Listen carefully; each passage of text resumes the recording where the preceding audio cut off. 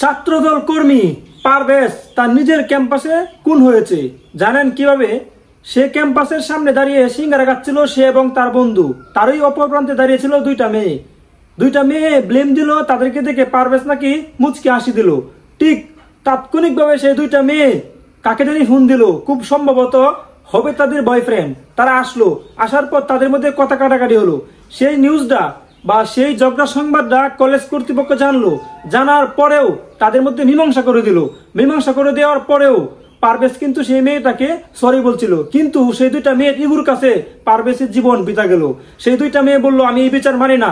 তখন তাদের ডেকে আনা সন্তোষী নামে বয়ফ্রেন্ড যখন পারভেজ কলেজ থেকে বের হবে, গেটের সামনে আসবে বা দরজার সামনে আসবে, ঠিক সেই সময় তিনটা ছেলের মধ্যে একটা ছেলে পারভেজকে ছুরিকাঘাত করে এবং সেই আঘাতটা গিয়ে তার হৃৎপিণ্ড লাগে। তাৎক্ষণিকভাবে পারভেজ মারা যায়। চিন্তা করে দেখেন, সেই দুইটা মেয়ে ইগুর কাছে আজকে একটা ছেলের হাসি মাখা মুখ কেড়ে নিল।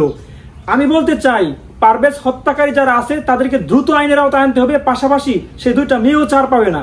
আপনারা যদি আমার সাথে একমত হন তাহলে ভিডিওটা অবশ্যই শেয়ার দিবেন। আরেকটা কথা আপনাদেরকে বলে রাখি, এরকম ক্যাম্পাসে সিনিয়র আপু বলে একটা ডাক আছে। তারা কি করে জানেন? জুনিয়রদেরকে কোনোভাবে সহ্য করতে পারে না। জুনিয়ররা কোনো ভুল করলে তারা তাৎক্ষণিকভাবে সেই বিষয়ে পদক্ষেপ নিতে ভুল করে না বা তাৎক্ষণিকভাবে একটা পদক্ষেপ নিয়ে নেয়। প্রতিটা ক্যাম্পাস থেকে যেভাবে ছাত্রলীগের রাজত্ব শেষ হয়েছে, ঠিক সেইভাবে প্রতিটা ক্যাম্পাস থেকে বড় আপু এবং বড় ভাইদের রাজত্ব শেষ হতে হবে। এখন ছাত্রলীগের জায়গাটা কিছু একটা সিন্ডিকেট দখল করতে যাচ্ছে। তাই বলতে চাই, তাদের বিরুদ্ধে অবশ্যই প্রশাসনিকভাবে এবং সাধারণ ছাত্ররা সোচ্চার হতে হবে। কে বৈষম্য বিরোধী, কে ছাত্রদল, কে শিবির, সেটা দেখার বিষয় না। একটা নিয়মতান্ত্রিক পদ্ধতিতে আমরা চাই বিশ্ববিদ্যালয়গুলো চলুক।